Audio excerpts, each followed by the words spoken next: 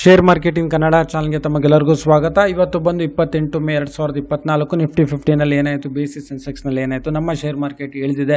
ಕೆಲವು ಕಾರಣಗಳು ಏನಾಯಿತು, ಲೋಕಸಭಾ ಎಲೆಕ್ಷನ್ಸ್ ಇರ್ಬೋದು, ಹಾಗೆ ಅದಾನಿ ಗ್ರೀನ್ ಎನರ್ಜಿ ಲಿಮಿಟೆಡ್ ಇವರು ಸುಮಾರು 12,300 ಕೋಟಿ ಕ್ಯಾಪಿಟಲ್ನ ರೈಸ್ ಮಾಡೋದಕ್ಕೆ ಅಪ್ರೂವಲ್ ಆಗಿದೆ. ಇದ್ರ ಬಗ್ಗೆ ಸ್ವಲ್ಪ ತಿಳ್ಕೊಂಬರೋಣ. ಬನ್ನಿ ನೋಡೋಣ ಏನಾಯಿತು ನಮ್ಮ ಶೇರ್ ಮಾರ್ಕೆಟ್ನಲ್ಲಿ. ನಿಫ್ಟಿ 50 ಕ್ಲೋಸ್ ಆಗಬೇಕಾದ್ರೆ ಇವತ್ತು 22,888ಕ್ಕೆ ಕ್ಲೋಸ್ ಆಯಿತು. ಅಂದರೆ ಸುಮಾರು 44 ಪಾಯಿಂಟ್ ಅಷ್ಟು ಇವತ್ತು ಇಳಿಕೆ ಆಗಿದೆ. ಸತತ 3ನೇ ದಿವಸ ಇವತ್ತು ಇಳಿಕೆ ಆಗಿರೋದು. ಇವತ್ತು ಈ ಕಾರಣಗಳು ಅಂತ ಹೇಳಿದ್ರೆ ಎಲೆಕ್ಷನ್ಸ್ ಇರ್ಬೋದು, ಫಾರಿನ್ ಇನ್ವೆಸ್ಟರ್ಸು ಸ್ವಲ್ಪ ಕಾಶಿಯಸ್ ಆಗಿರೋದಕ್ಕೆ ಇದರಲ್ಲಿ ಟ್ರೈ ಮಾಡ್ತಾರೆ. ಯಾಕಂದರೆ ಎಲೆಕ್ಷನ್ ರಿಸಲ್ಟ್ ಬರುತ್ತೆ ಜೂನ್ 4ನೇ ತಾರೀಕು. ಆನಂತರ ಏನಾರ ಇವಾಗಿರೋ ಪ್ರೆಸೆಂಟ್ ಗೌರ್ಮೆಂಟ್ ಏನಾರು ಚೇಂಜ್ ಆಯಿತು ಅಂತ ಹೇಳಿದ್ರೆ ನೀರ್ ಜರ್ಕ್ ಎಫೆಕ್ಟ್ ಆಗಿಬಿಡುತ್ತೆ ಅಂತ ಈ ಥರದ್ದೆಲ್ಲ ಇರುತ್ತೆ.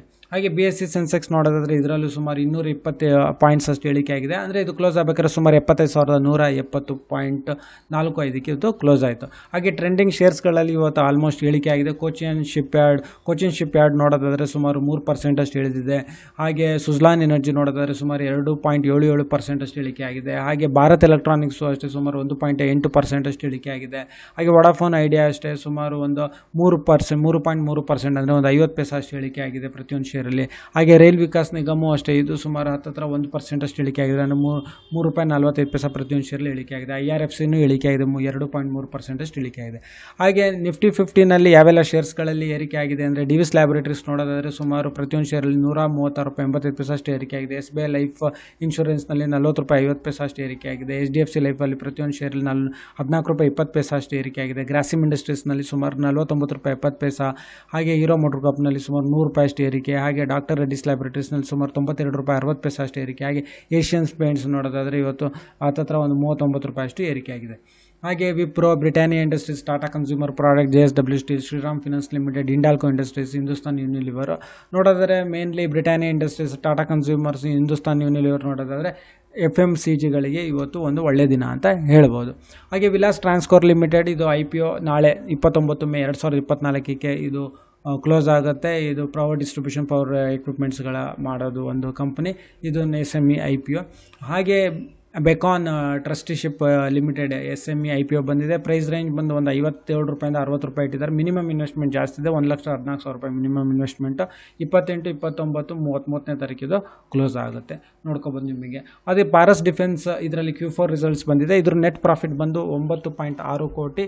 ಇದು ಒಂದು ವರ್ಷದಿಂದ ಸುಮಾರು ನಾವು ಮೇ 2023ಕ್ಕೆ ನೋಡಿದರೆ ಒಂದು ₹499 ಅಂತ, ಅಂದರೆ ಒಂದು ₹500 ಅಂತ ನೀವು ತೊಗೊಂಡ್ರೆ ಇವಾಗ ಇದು ಸುಮಾರು 75% ಇದು ರಿಟರ್ನ್ಸ್ ಕೊಟ್ಟಿದೆ. ಸುಮಾರು ₹874 ಇವತ್ತು ಕ್ಲೋಸ್ ಆಗಿದೆ ಅಂತ ಹೇಳ್ಬೋದು. ಹಾಗೆ ಎಕ್ಸೈಡ್ ಇಂಡಸ್ಟ್ರೀಸ್ ಬಗ್ಗೆ ನಾವು ಹೋದ ತಿಂಗಳಲ್ಲಿ ಇದ್ರ ಬಗ್ಗೆ ನಾವು ಮಾತಾಡಿದ್ವಿ, ವಿಚಾರ ಮಾಡಿದ್ವಿ, ವಿಡಿಯೋ ಇದೆ, ನೋಡ್ಬೋದು ನೀವು. ಇದೇ ರೀತಿ JP Morgan ಇದನ್ನು ಟಾರ್ಗೆಟ್ ಪ್ರೈಸ್ನ ಹೈಕ್ ಮಾಡಿದೆ. ಅಂದರೆ ಇದನ್ನು ಅನಾಲಿಸಿಸ್ ಮಾಡಿ ಇದು ರೆಕಮೆಂಡ್ ಮಾಡ್ತಾ ಇದೆ JP Morgan. Exide industries stocks ಶೇರ್ಸ್ಗಳು ಏರಿಕೆ ಆಗೋ ಚಾನ್ಸಸ್ ಇದೆ ಅಂತ ಇದು ಅನಾಲಿಸಿಸ್ ಮಾಡಿದೆ. ಇದೇನ ನಾವು 8ನೇ ತಾರೀಕು ಏಪ್ರಿಲ್ 2024 ನಮ್ಮ ಈ ಚಾನಲ್ನಲ್ಲಿ ಇದ್ರ ಬಗ್ಗೆ ಒಂದು ವಿಡಿಯೋ ಆಗಿದ್ವಿ. ಇದರಲ್ಲಿ ಶೇರುಗಳಲ್ಲಿ ಏರಿಕೆ ಆಗಿದೆ ಅಂತ. ಯಾಕಂದರೆ ಎಕ್ಸೈಡಿಗೆ ಹುಂಡೈ ಕಂಪ್ನಿ, ಕಾರ್ ಕಂಪ್ನಿ ಕೇಳಿದಿರಲ್ಲ, ಅದ್ರ ಮತ್ತು ಕಿಯಾ ಇದೆರಡರಿಂದನೂ ಒಂದು ಅಗ್ರಿಮೆಂಟ್, ಒಂದು ಸಪ್ಲೈ ಸಿಸ್ಟಮ್ ಮಾಡೋದಕ್ಕೆ, ಬ್ಯಾಟ್ರಿ ಸಪ್ಲೈ ಸಿಸ್ಟಮ್ ಇರೋದು, ಇನ್ನು ಮತ್ತೊಂದು ಬಿಸ್ನೆಸ್ಸಿಗೆ ಒಂದು ಒಪ್ಪಂದ ಆಗಿದೆ ಅಂತ.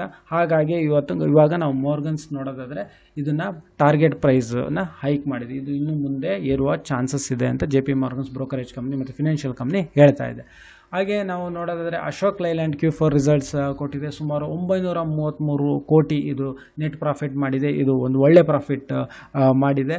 ಹಾಗೆ ಇದಕ್ಕೆ ಒಂದು ಒಳ್ಳೆ ಬೈ ರೇಟಿಂಗ್ಸ್ ಕೊಟ್ಟಿದ್ದಾರೆ ಬ್ರೋಕರೇಜ್ ಕಂಪ್ನಿಗಳು. ಇದರಲ್ಲಿ ಒಂದು ಪೊಟೆನ್ಷಿಯಲ್ ಇದೆ, ಇನ್ನು ಮುಂದೆ ಹೇರೋದಕ್ಕೆ ಪೊಟೆನ್ಷಿಯಲ್ ಇದೆ, ಇನ್ನು ಮುಂದೆ ಹೋಗೋದಕ್ಕೆ ಅಂತಲೂ ಕೊಟ್ಟಿದ್ದಾರೆ. ಹಾಗೆ ನೋಡೋದಾದರೆ ಇದು ಒಂದು ವರ್ಷದಲ್ಲಿ ಒಂದು ಒಳ್ಳೆ ರಿಟರ್ನ್ಸ್ ಕೊಟ್ಟಿದೆ, 55% ರಿಟರ್ನ್ಸ್ ಕೊಟ್ಟಿದೆ. ಹೋದ ವರ್ಷ ಸುಮಾರು ₹146 ಟ್ರೇಡ್ ನಿಂತಿದ್ದು ಒಂದು ಶೇರ್ ಇವಾಗ ₹226.80 ಕ್ಲೋಸ್ ಆಗಿದೆ. ಹಾಗೆ ಕರ್ನಾಟಕ ಬ್ಯಾಂಕ್ ನೋಡೋದಾದರೆ Q4 ರಿಸಲ್ಟ್ಸ್ ಕೊಟ್ಟಿದೆ. ಆದರೆ ಹೋದ ವರ್ಷಕ್ಕೆ ಕಂಪೇರ್ ಮಾಡಿದ್ರೆ ನೆಟ್ ಪ್ರಾಫಿಟ್ ಇದು ಕಡಿಮೆನೇ ಇದೆ. ಜನವರಿಯಿಂದ ಮಾರ್ಚ್ಗೆ ಏನು 272 ಕೋಟಿ ಮಾಡಿದೆ ಈ 2024ರಲ್ಲಿ ಕರ್ನಾಟಕ ಬ್ಯಾಂಕ್. ಹಾಗೆ ಕೋಚಿನ್ ಶಿಪ್ ಯಾರ್ಡ್ Q4 ರಿಸಲ್ಟ್ಸ್ ಬಂದಿದೆ. ಇದು ನೆಟ್ ಪ್ರಾಫಿಟ್ ಬಂದು 259 ಕೋಟಿ ಮಾಡಿದೆ. ಇದು ಒಂದು PSU, public sector undertakings defence firm. ಹಾಗಾಗಿ ಡಿಫೆನ್ಸ್ ಫರ್ಮ್ಸ್, ಈ ಗೌರ್ಮೆಂಟ್ ಏನಾರು ಕಂಟಿನ್ಯೂ ಆದರೆ ಡಿಫೆನ್ಸ್ ಫರ್ಮ್ಸ್, ಇನ್ಫ್ರಾಸ್ಟ್ರಕ್ಚರು, ಇದಕ್ಕೆ ಮೇನು ಸ್ವಲ್ಪ ಒಳ್ಳೆ ಶೇರ್ಸ್ಗಳಿಗೆ ಒಂದು ಸ್ಟ್ರೆಂತ್ ಬರ್ಬೋದು, ಹಾಗೆ ಏರಿಕೆನೂ ಆಗ್ಬೋದು ಅಂತ ಅಭಿಪ್ರಾಯ ಪಟ್ಟಿದ್ದಾರೆ. ಹಾಗೆ ಅಡಾನಿ ಎನರ್ಜಿ ಸೊಲ್ಯೂಷನ್ಸ್ನಲ್ಲಿ ನಾವು ನೋಡೋದಾದರೆ ಇದು ಒಂದು 12,500 ಕೋಟಿ ಕ್ಯಾಪಿಟಲ್ನ ರೈಸ್ ಮಾಡೋದಕ್ಕೆ ಇದರಲ್ಲಿ ಒಂದು ಅಪ್ರೂವಲ್ ಸಿಕ್ಕಿದೆ ಅವ್ರದ್ದು ಮ್ಯಾನೇಜ್ಮೆಂಟಿಂದ.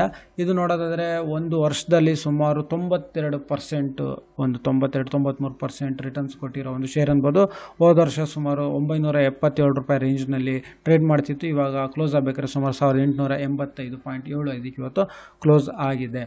ಹಾಗೆ ಅಡಾನಿ ಗ್ರೀನ್ ಎನರ್ಜಿ ಲಿಮಿಟೆಡ್ ಬಗ್ಗೆ ಹೇಳೋದಾದರೆ ನಾವು ಇದ್ರ ಬಗ್ಗೆ ನೆನ್ನೆನೂ ಹೇಳಿದ್ವಿ. ರಾಜು ಜೈನ್ ಅಂತ ಇದ್ದಾರೆ, GQG ಪಾರ್ಟ್ನರ್ಸ್ LLC ಇನ್ವೆಸ್ಟ್ಮೆಂಟ್ ಕಂಪ್ನಿಯವರವರು.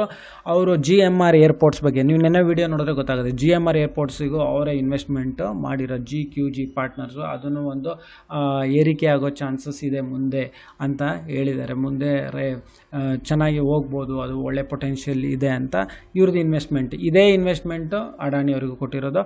ಆಮೇಲೆ ಒಂದು ಇದು ರಿಪೋರ್ಟ್ ಬಂದಿತ್ತು ಹೋದ ವರ್ಷ ಅಡಾನಿ ಅವರ ಬಗ್ಗೆ, ಅಡಾನಿ ಕಂಪನೀಸ್ಗಳ ಬಗ್ಗೆ ಜನವರಿನಲ್ಲಿ ಜನವರಿ-ಫೆಬ್ರವರಿ ಟೈಮ್ನಲ್ಲಿ.